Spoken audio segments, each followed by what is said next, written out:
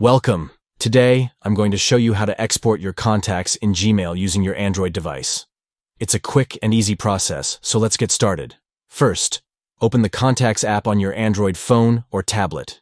If you don't have it, you can download it from the Google Play Store. Next, locate the three horizontal lines in the top left corner of your screen. This is your menu icon. Go ahead and tap on it. From the menu, select Manage Contacts.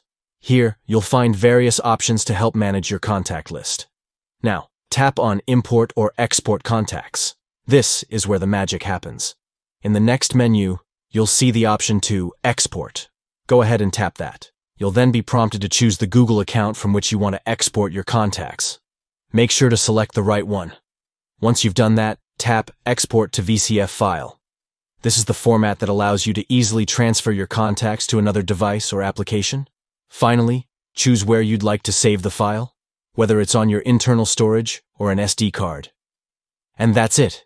Your contacts are now exported, ready for you to use however you wish. Thanks for watching, and don't forget to like and subscribe for more helpful tips.